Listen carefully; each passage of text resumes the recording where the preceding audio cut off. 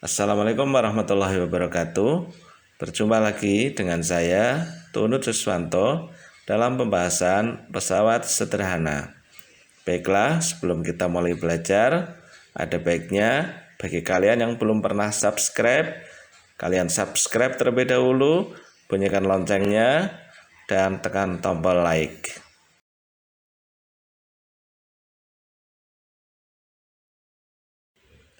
Ya, akan kita mulai dengan definisi pesawat sederhana. Pesawat sederhana adalah alat yang digunakan untuk membantu pekerjaan manusia. Pesawat sederhana terdiri dari 4 jenis, yaitu 1. Bidang miring, 2. Pengungkit atau tuas yang terdiri dari pengungkit golongan 1, pengungkit golongan 2, dan pengungkit golongan 3. Kemudian yang ketiga adalah katrol yang terdiri dari katrol tetap dan katrol bebas. Kemudian yang keempat adalah roda berporos. Nah, anak-anak, kali ini kita hanya akan membahas mengenai bidang miring, kemudian dilanjut dengan membahas tentang pengungkit atau tuas. Sedangkan katrol dan roda berporos akan kita bahas pada pertemuan berikutnya. Ya, anak-anak, marilah kita mulai dengan keuntungan mekanis pesawat sederhana. Keuntungan mekanis atau disingkat dengan KM adalah bilangan yang menunjukkan berapa kali pesawat menggandakan gaya atau F. Cara menghitung keuntungan mekanis adalah dengan menghitung perbandingan gaya beban dan gaya kuasa yang diberikan pada benda. Secara matematis, keuntungan mekanis dapat dituliskan KM sama dengan gaya beban per gaya kuasa atau V per F. Ya, baik, kita akan mulai dengan pesawat sederhana yang nomor 1, yaitu bidang miring. Bidang miring merupakan bidang datar yang diletakkan miring atau diletakkan membentuk sudut tertentu sehingga dapat memperkecil gaya kuasa. Contoh penerapan bidang miring yaitu skrup, pisau, dan lintasan miring. Perhatikan gambar di bawah berikut. Nah, perhatikan penjelasan lanjut mengenai bidang miring. Untuk dapat mendorong benda pada bidang miring, diperlukan gaya sebesar F yang sebanding dengan berat benda W. Nah, semakin landai bidang miring tersebut, maka gaya yang dikerjakan akan semakin kecil. Sebaliknya, semakin curam bidang miring tersebut, maka gaya yang dikerjakan akan semakin besar. Secara matematis dapat dituliskan F sama dengan W kali H per S, dengan F sama dengan gaya kuasa Newton, W sama dengan berat benda atau gaya beban Newton, S sama dengan panjang bidang miring meter, dan H sama dengan tinggi bidang miring meter. Perhatikan gambar di samping. W, F, S, H.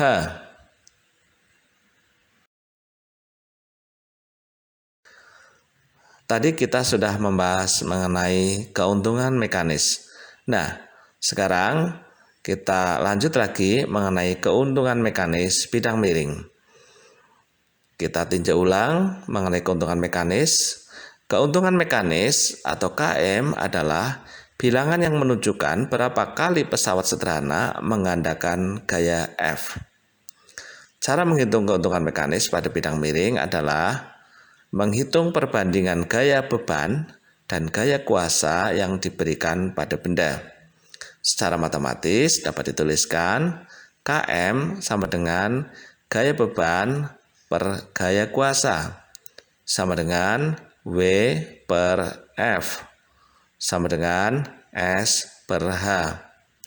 F sama dengan gaya kuasa Newton, W sama dengan berat benda atau gaya benda Newton, S sama dengan panjang bidang miring meter, dan H sama dengan tinggi bidang miring M. Perhatikan gambar berikut. Anak-anak, marilah kita perhatikan contoh soal berikut. Terlebih dahulu, perhatikan gambarnya. Pada gambar di atas, sebuah benda memiliki massa sebesar 10 kg. Terletak pada bidang miring yang tingginya 3 meter. Panjang lintasan bidang miring tersebut adalah 5 meter. Jika besarnya percepatan gravitasi adalah G sama dengan 10 meter per sekon kuadrat, maka tentukan A. Besarnya gaya kuasa yang diperlukan untuk menaikkan benda ke atas. B. Besarnya keuntungan mekanis dari bidang miring tersebut. Mari kita perhatikan penyelesaian soal tersebut. Untuk menyelesaikan soal tersebut, kita diminta untuk A. menentukan besarnya gaya kuasa dan B. menentukan keuntungan mekanis. Baiklah, kita mulai dengan A. menentukan gaya kuasa. Diketahui S sama dengan 5 meter, H sama dengan 3 meter, M sama dengan 10 kg. W sama dengan M kali G. W sama dengan 10 kali 10, maka W sama dengan 100 Newton. Ditanya, berapa besarnya F? Jawabnya, F sama dengan W kali H per S. F sama dengan 100 kali 3 per 5, maka F sama dengan 60 Newton. Sekarang marilah kita tentukan keuntungan mekanis. Keuntungan mekanis Km memiliki persamaan Km sama dengan S per H sama dengan 5 per 3 sama dengan 1,67, atau Km sama dengan W per F sama dengan 100 per 60 sama dengan 1,67. Ya, kita lanjut mengenai pesawat sederhana yang kedua, yaitu pengungkit atau tuas. Pengungkit atau tuas merupakan pesawat sederhana yang terdiri dari beberapa bagian, yaitu A. Titik tumpu, yaitu titik tempat alat itu bertumpu. B. Titik beban, yaitu titik tempat beban itu berada. C. Lengan kuasa, yaitu titik tempat gaya atau kuasa diberikan. Dalam mengungkit dikenal beberapa macam istilah seperti lengan beban LB adalah jarak antara titik tumpu dengan titik beban. Lengan kuasa LK adalah jarak antara titik tumpu dengan titik kuasa. Ya, anak-anak, marilah kita perhatikan gambar pengungkit atau tuas, di mana di situ ada titik kuasa, ada titik tumpu, ada lengan kuasa, ada lengan beban, ada arah gaya kuasa, ada arah gaya beban. Kemudian kita ketahui untuk mencapai keseimbangan tuas, maka WLB sama dengan FLK. W adalah beban, dalam hal ini Newton. W sama dengan M kali G. LB sama dengan lengan beban, satuannya adalah meter. F adalah gaya kuasa, satuannya adalah Newton. LK adalah lengan kuasa, satuannya adalah meter.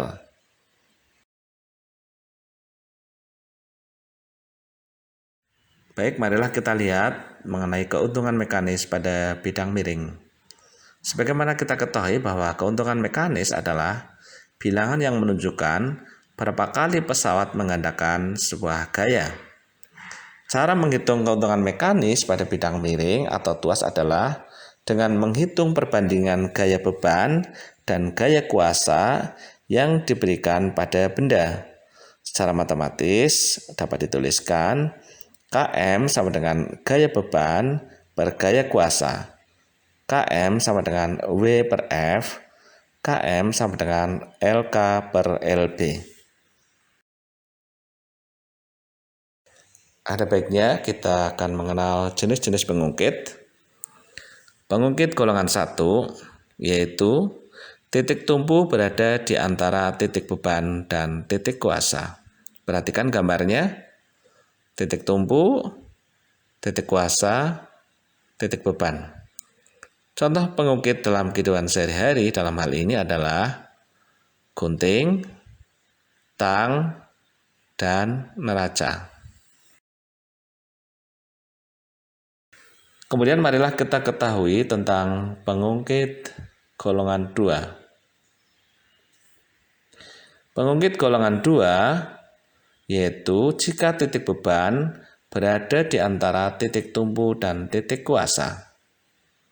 Contoh pengungkit ini dalam kehidupan sehari-hari adalah gerobak, pembuka tutup botol, pemecah buah kemiri.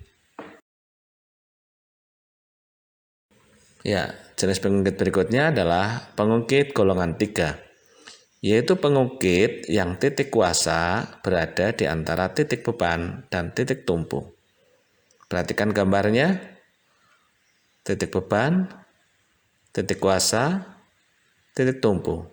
Contoh pengungkit jenis ini dalam kehidupan sehari-hari adalah penjepit makanan, stapler, skop.